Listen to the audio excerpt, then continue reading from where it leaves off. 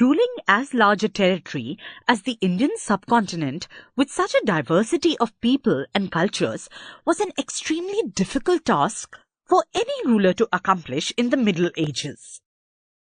Quite in contrast to their predecessors, the Mughals created an empire and accomplished what had hitherto seemed possible for only short periods of time. From the latter half of the 16th century, they expanded their kingdom from Agra and Delhi until in the 17th century they controlled nearly all of the subcontinent.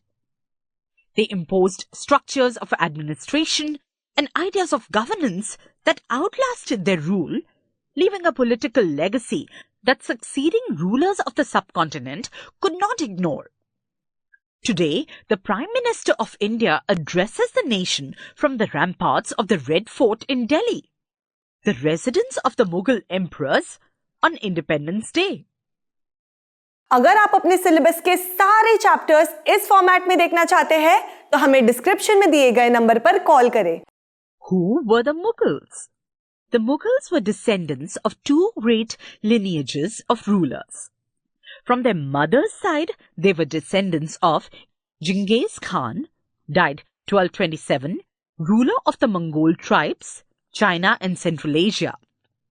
From their father's side, they were the successors of Timur, died 1404, the ruler of Iran, Iraq, and modern-day Turkey.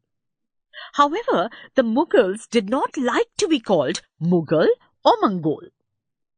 This was because Genghis Khan's memory was associated with the massacre of innumerable people. It was also linked with the Uzbeks, their Mongol competitors. On the other hand, the Mughals were proud of their Timurid ancestry, not least of all because their great ancestor had captured Delhi in 1398. They celebrated their genealogy pictorially, each ruler getting a picture made of Timur and himself. Mughal military campaigns. Babur, the first Mughal emperor, 1526 to 1530, succeeded to the throne of Fargana in 1494 when he was only 12 years old.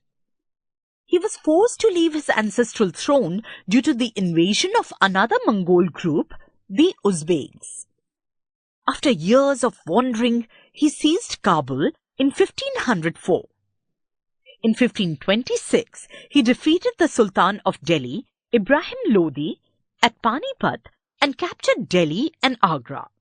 अगर आप अपने syllabus के सारे chapters इस format में देखना चाहते हैं तो हमें डिस्क्रिप्शन में दिए गए नंबर पर कॉल करें। The chart of some of the major campaigns of the Mughals is given below. Study it carefully and see if you can notice any long-term patterns. You will notice, for example, that the Afghans were an immediate threat to Mughal authority.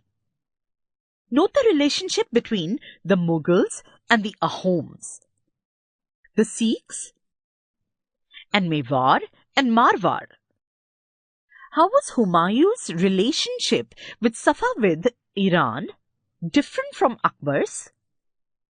Did the annexation of Golconda and Bijapur in Aurangzeb's reign end hostilities in the Deccan? 1. Babur, 1526 to 1530. 1526, defeated Ibrahim Lodi and his Afghan supporters at Panipat. 1527, defeated Rana Sanga, Rajput rulers and allies at Khanua. 1528, defeated the Rajputs at Chanderi. Established control over Agra and Delhi before his death. 2. Humayun, 1530 to 1540, 1555 to 1556. 1. Humayun divided his inheritance according to the will of his father. His brothers were each given a province.